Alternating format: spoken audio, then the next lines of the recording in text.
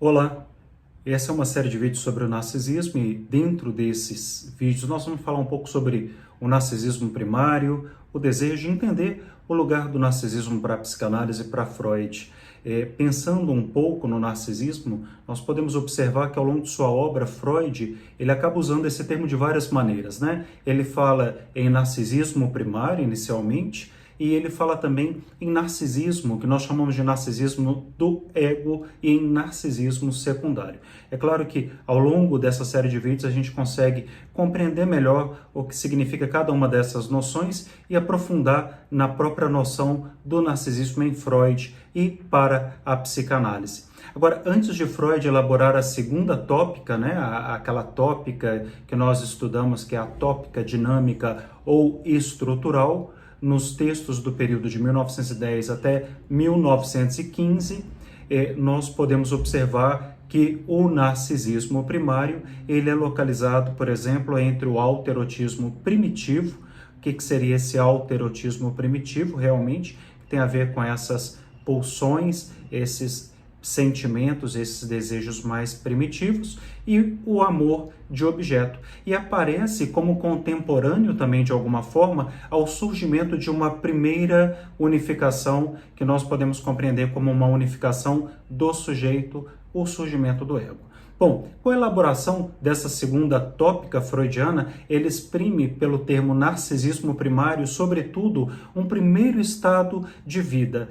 Esse estado de vida que é anterior à constituição do ego, né, dessa formação do ego, sendo que a distinção entre esse conhecido autoerotismo e o narcisismo, ela acaba sendo também, de alguma forma, suprimida. Essa concepção, então, de narcisismo primário é a mais comum atualmente no pensamento psicanalítico e é a que talvez mais nos represente na atualidade. Pensando um pouco sobre a noção do narcisismo, é importante remontar, pensar um pouco na criança, já que a criança ela não tem existência própria, né? Ela existe somente dentro de quem a concebe, ou seja, daqueles que de fato são responsáveis por ela, que a educam, que é responsável pela gestação, no caso da mãe, né? E podendo existir até mesmo nos homens, enfim, em qualquer um que conceba psiquicamente um filho. Não necessariamente nós estamos falando da gestação. O sujeito desejante, ele é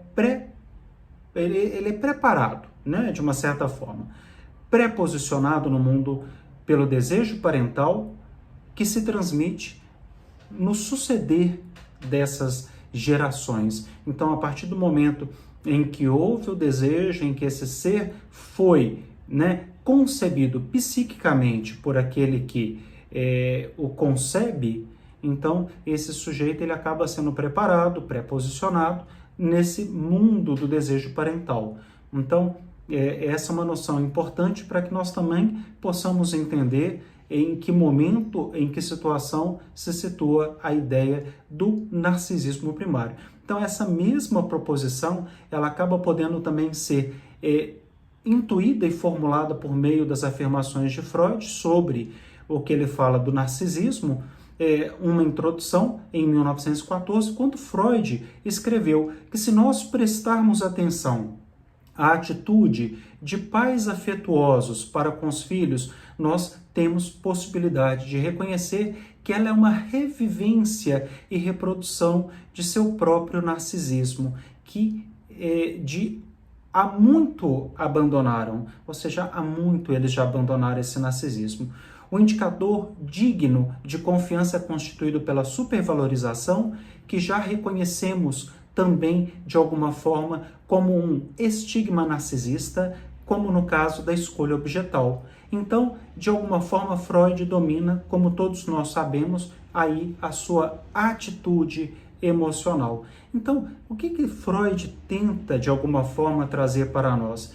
Que esse narcisismo primário tem muito a ver com esse desejo, essas vivências ou revivências dos próprios pais. Então, esse narcisismo primário, então, seria esse narcisismo originário, aquele que está ali desde o início, que tem a ver com a formação e a constituição desse sujeito.